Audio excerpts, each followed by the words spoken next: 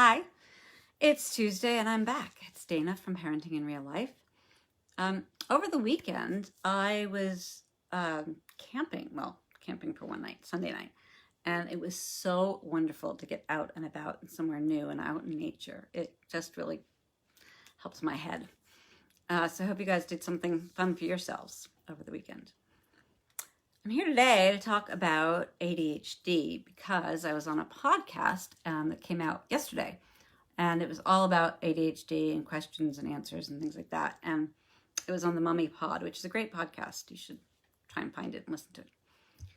One of the things that I get asked a lot is why people with ADHD don't all have the same symptoms. And the simple reason is because the brain functions differently in each person. And there are 3 different basic types of ADHD or ADD. So there's the one most people notice, which is a hyperactivity, where the kids are going around, can't sit still, and they're fidgeting and they're loud and running around. Another one is inattentive. So those kids are daydreaming a little bit. They don't look you in the eye. They don't listen very well. So they're kind of, shiny object looking at something else in the distance. And then there is impulsive ADHD. Impulsive is shown by not being able to wait in line, not waiting your turn to say something, big emotions, bigger than others. So those are sort of 3 different things that are very different, but they are all ADHD. And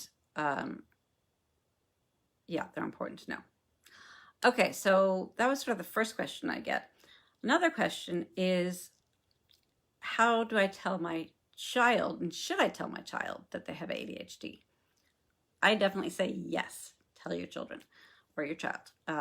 Explain it to them in the right age development group, how, your terminology and everything.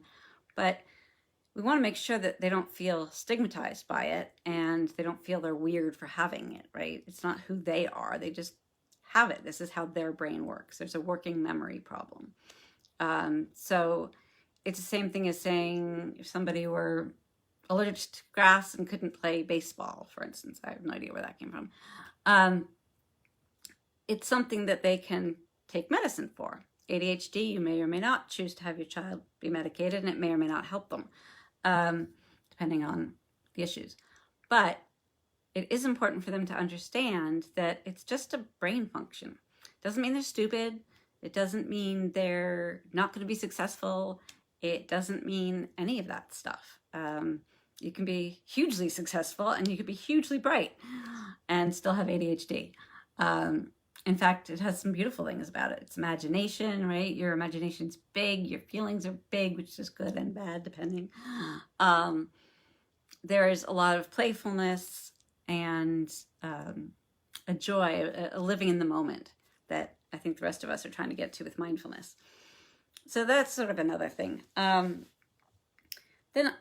I'm also asked if there are any tips for parenting a child with ADHD. And I would say, obviously, these tips are going to depend on what your child has or what their symptoms are. But I find that when they're studying, so for instance, this is asked a lot of kids are at school, and there's quiet. You can have a place that's very quiet, very clean for them to sit at, to focus. To help them focus, you may need to have get up and run around times, or a music break where you dance for 2 minutes, or go outside on your deck. Another thing that really helps is chewing gum and or sucking on like a hard candy. Those help improve the focus because your child's just focusing in on those. So that was a little tip that I learned from my daughter. Other things would be how you speak to them. So they're very sensitive, kids with ADHD, and they're very in tune to tones and everything, even if you think they're not listening to you. So you want to kind of temper your own emotions and try to stay calm so that you're not ramping up the crazies when they get a little crazy. It's also really helpful to them if they know the schedule. So put them on a schedule and let them know throughout the day what they'll be doing next and when, because otherwise what might happen is they just won't be able to focus on anything. And the other thing is, if you change plans, something changes, which life does, they may have a really hard time with that. So that might be when you get a big temper tantrum or a lot of feelings of anger and frustration because something isn't going the way they want it to, or something isn't going as planned. So that's another tip, is just keep them on the schedule and keep them aware of what they're going to be doing. So structure. Exercise is really good. It's good for everybody. But it helps to get the dopamine going, and it helps them focus afterwards, and it helps them, especially if they have hyperactivity, helps them to kind of calm down, and they just feel so much better, even if you go outside on the deck for a few minutes and just walk, right? Really simple things, but they can really help them. And then as far as impulsivity, I would say, see if you can teach them a wait time. Another idea is have them talk out loud. So what that does for them is it makes them, hi Claire, thanks for watching. It makes them have to pause, right? So if you're impulsive, you blurt out whatever you're thinking whenever you want to, sometimes. And thinking out loud helps them walk through their thoughts beforehand. It makes them take that pause, and that helps them.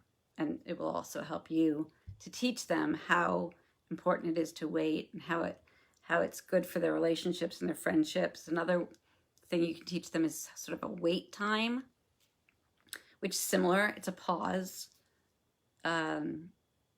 It's just a pause, just like this. Lets them gather their feelings and lets them be under control. And it also is a great way to train them for waiting in line or waiting their turn, both of which they can have problems with. So that's super helpful.